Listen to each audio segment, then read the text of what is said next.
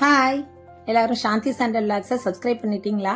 புதுசாக பார்க்குற நீங்கள் சாந்தி சண்டல் வ்ளாக்ஸை சப்ஸ்கிரைப் பண்ணிட்டு பாருங்கள். இன்றைக்கி மதியானம் லஞ்ச் என்னன்னு பார்க்கலாமா? கீரை பொரியல், அதாவது தண்டி கீரை, கீரை தண்டுன்னு சொல்லுவாங்க இல்லையா, அதில் உள்ள கீரை எடுத்து பொரியல் பண்ணியிருக்கேன். அவரைக்காய் பொரியல், சுட சுட சாதம்,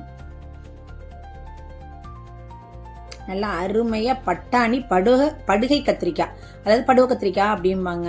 இது வந்து அந்த ஆத்தோரத்தில் உள்ள படுகையில் விளையக்கூடிய அந்த கத்திரிக்காய், அது போட்டு புளிக்குழம்பு வச்சுருக்கேன்.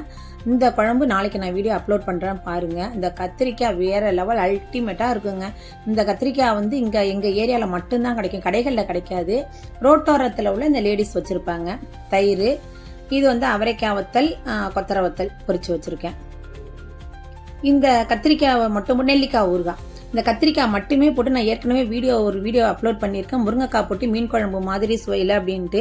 அதே மாதிரி தேங்காயெல்லாம் ஊற்றாமல் இந்த கத்திரிக்காய் போட்டு வச்சா செம்மையாக இருக்கும். அவ்வளோ ஒரு சூப்பரான கத்திரிக்காய், அப்படியே பார்க்க அவ்வளோ டேஸ்ட்டாக இருக்கும் இந்த கத்திரிக்காய். அது நான் முன்னாடி சொன்ன மாதிரி எங்கள் ஏரியாவில் மட்டும்தான் இந்த கத்திரிக்காய் கிடைக்கும். இன்னைக்கு மதியானம் லஞ்சு இதுதான். உங்கள் வீட்டில் என்ன லஞ்ச் அப்படிங்கிறத கமெண்ட் பண்ணுங்கள். மறக்காமல் சாந்தி சண்டல் வ்ளாக்ஸை சப்ஸ்கிரைப் பண்ணுங்கள். உங்கள் ஃப்ரெண்ட்ஸ் அண்ட் ரிலேட்டிவ்ஸ்க்கு ஷேர் பண்ணுங்கள். Thank you.